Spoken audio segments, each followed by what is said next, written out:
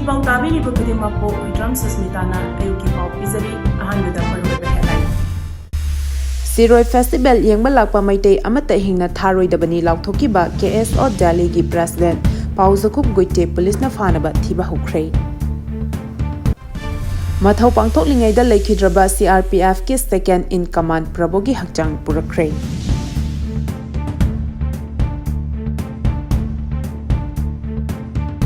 Nursing da language amasung culture gi oiba training pinaba provision leire haina Dr. Palina Phungdorakli.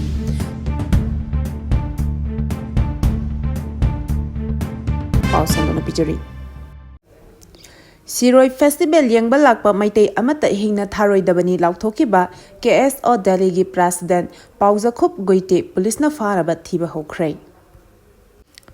Tha asagi kundagi kunmari fauba ukrul da pangthokadoriba Shiroi Lily Festival asida akai atoi thoktanaba maru oina Meitei sing mapung fana saru yaba yanaba sarkar amadi ukrulgi naga CSO singna akanba thorang kaya laukhatlingai cherak asida kuki lam phauraga Shiroi Lily Festival Yengba Lakpa Meitei Amta Hingna Tharoidabani haina Laothokhiba KSO Delhi gi President oibadanatana kuki Movement for Separate Administration gi luchingba amasu oiriba Paojakhup Guite gi mathakta Chuchampur Police na FIR ama lodge tawkhibaga lonana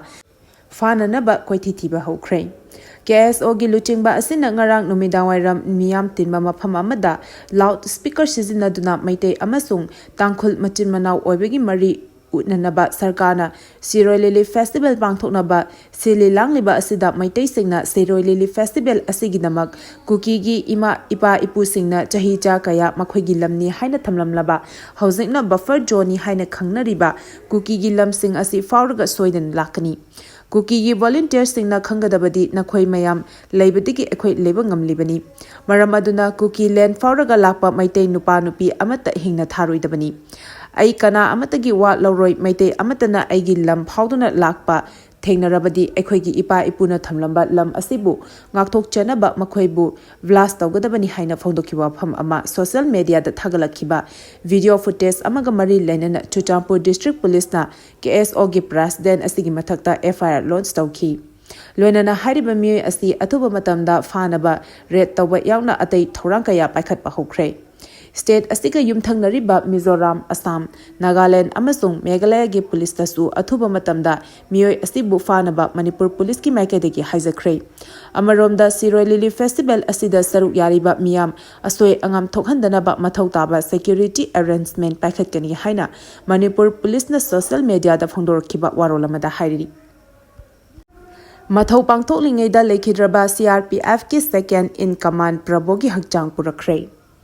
Haukiba tang tara taruki numidang pung taraga minute kuntra rom tabada Chhattisgarh gi jungle amada Maoist ki mathakta operation chatharingaida Brajana panbadigi lekhidraba kuntaruk suba CRPF ki second in command Maharabam Prabogi thawai yaudraba Hakchang Imphal da Purakhrei.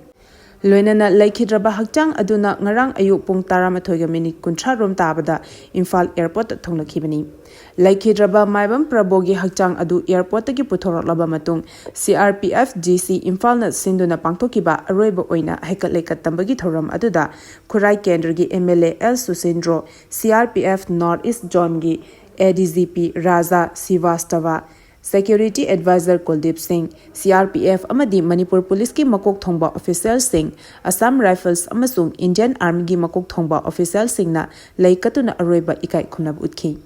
Lekhidraba Maharabam Prabogi loinabi mahaki machanupa ani amasung imung manungi miyoi sing leikai gi miyoi singnasu lekhidraba gi maphamda ikai khumnabu utpagi thoram aduda saruyakhi.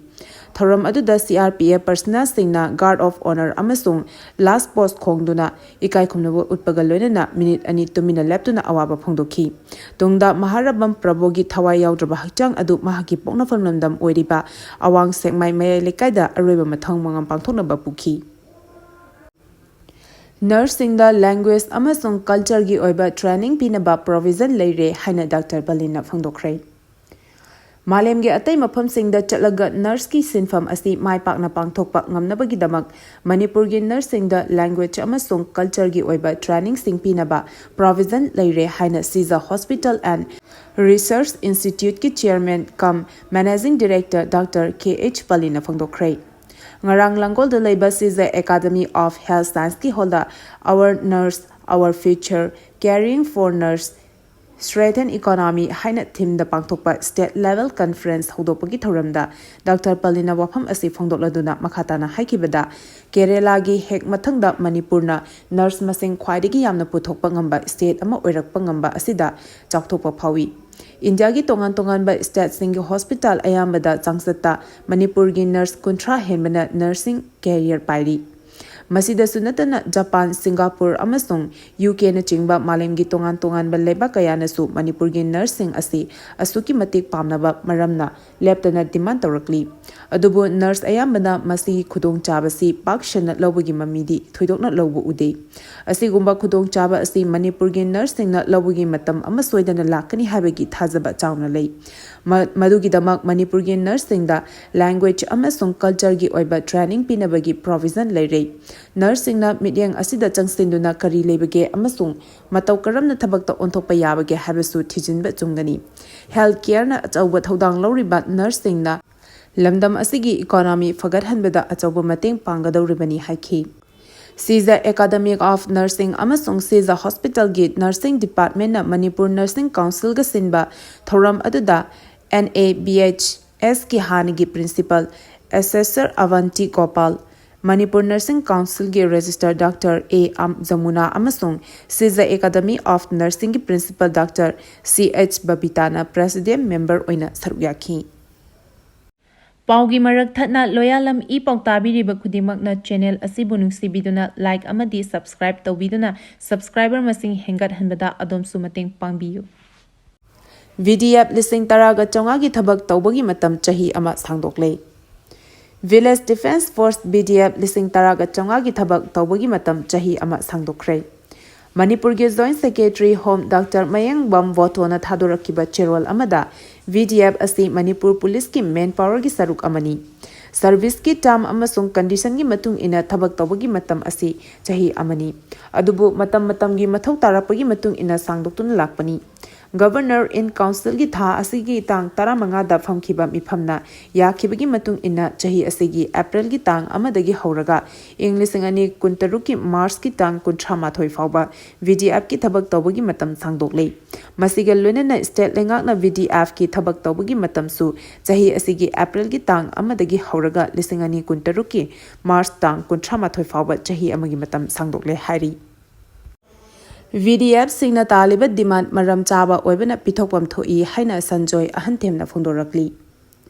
lamdam asigi ngaksel thorangda maru oiba thodang loduna lakhiba VDF singi demand ngasi phawat lengangna tabidana amasung pithoktana leiribasi yaningde VDF ki demand asi maram chai amasung athubada sarkarna makhoi gi demand sing asi pithokpam thoi haina social worker amasung oiriba ZDU gi vice president sanjoy ahanthemna phondokhrei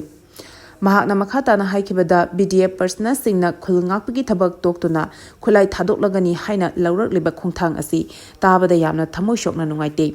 maram chaba BDF singi demand khudakta thabakta onthokadabani state asigi governor amasung mari leinaba authority singna su hiram asigi matangda pukning chingsili VDF personnel singna handaki kanglup ki lal asida lauriba thodang asi mamal yamlaba khunja singi thawai kannaba mal chang yauna yum kaya kannaba ahing nungthel khaktana thawai khubakta haptuna honarakhibani maram maduna BDF singbu ikai khumnaba utana makhoi gi wakat amasung demand sing haibadi makhoi gi thabak tawbagi matam sangdok hanaba amadi makhoi gi thagi talab hengakadabani haiba demand khudimak asi athubada pithokpam thoi haina su phongdokhi Paojakhup Guite Kanglup Masal Nungsidana Basinba Misakni Haina Committee na Foundorakli. KSO Delhi President Oriba Paojakhup Guite Koba Mahirogi Luchingbani Hariba Misakasi Kanglup Masal Gimarakta Nungshina Dana Basinba Misakni Haina Coordinating Committee Kuraina Thadorakba Cherolamana Hari. Paojakhup Guite Hariba KSO gi Luchingba asi matam kayagi mamangdagi Kanglup Masal Nungshi Chanana Leminariba Lamdam asibu Thugaina Bohotnaduna Lakhiba Misakni. Miyoi asina ngarang tha asigi kundagi kunmari fawba ukrulda pangthokadoriba Shiroi Festival asida saru yanaba kuki kul fawraga chatpa Meitei community singbu hatkani haina video footage ama social media da thagalakhiba asida yumpham oiraga lengakna kuki narco terrorist asibu athubada fagadabani loinana mahakna tamliba mahailosang adudagi terrorist khutpugi luchingliba asi khudaktagi tanthokadabani hari. Isana isagi saktam ngakna chatlibra haibadu isana hangjaba matam yaure haina phongdorakli. Anti-Narcotic Drug Organization ANDOK amadi Kanglaipak Student Association case ena pun sinduna tungi mirol gidamak mayai kaba chinjaki ipaktagi Aikoi amata oiba lupin na irebaksi kanminasi haiba pandamda nongmagi oiba awareness program ama ngarang Thobal okramda leba Paradise English School da pangthokre. Thoram aduga mari lenana Anti-Narcotic Drug Organization Kanglaipak ANDOK gi president Jingkhai Luwangchana haikibada aikoina hinglibasi kadaidano ai isana isagi saktam ngakna chatlibra haiba adu ishana hangjaba matam yaure ngasi aikoina leriba iramdam asi aikoina semjaba aikoina ngakchagadaba oibana aikoi kari tawba tai haiba kupna khanaba mathok tai Haugalakliba naharol sing mahirui singna drug ta laichuduna laikhragadi mahak kanano haibisu khanglaroi Khunaida masak thokna hingmak ngamlaroi isa masak khanglaba isagi saktam ngakcharaba matamda khunai ama chawkhatpa haiba adu shoidana oigani hairaduna aikoina yumpham tholamba khaktani lamdam asidi mahirui sing naha singna kalhaugadabani haiki Tungda awareness program adugi saruk ama oina tongan ba school singi mahirui singna mayai kaba chinjaki mayokta rally amasu chatki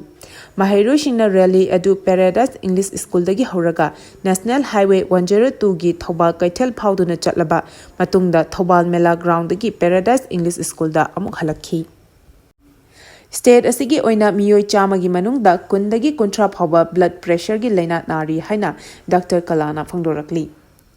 Manipur gi oina su miyoi chamagi manungda miyoi kundagi kuntra phauba blood pressure gi laina nari India gi state ayambada su changwangna nanari Maru oina cholesterol wangna yauba sanga atekpa chaba thadokpa kwa khaini talab amadi nisagi potlam sing chabidaba hypertension dagi ngakthoknaba awaba amadi langtaknaba wakhal thadokpa mathoktai haina RIMS ki retired professor Dr. Khetrimeyum Kalana phangdokhrei Ngarang measure your blood pressure accurately control it life longer haibathimda Zalenmark Pharmaceutical Limited amadi ZP Chemical and Pharmaceutical Limited ki sponsor makhada senior citizen Khundrakpam Asina Sinduna Pangaida Leba Royal Academy of Manipur da World Hypertension Day gi thoronga mari lenana wafam asi Dr. KH Kalana phangdokhibani Thoram aduga mari lenana ahal oiraba singidamak free medical amasu pangthokhibaga lunana ahal oiraba singna narakpa matamda lupa lakh 5 phawba tengbang loba yaba PMJAY su yanthokhi Dr. Kalana Makataraduna Hai Hypertension Day asi inkumja lisingani supna mangadagi palan tauba hudokhibani Masigi maru oibadi malemgi oina blood pressure gi leina leba miyoi million ani rom surakpak amadi hypertension gi leina na narakpa mi gi masing chang yamna wangkhalakliba asi health sector da thabak tawriba singna NGO amadi CSO singna awareness biduna miyambu wakhal tahanbagi pandamda pangthokpani Ngarangi free medical camp asida miyoi chama hena laying balaki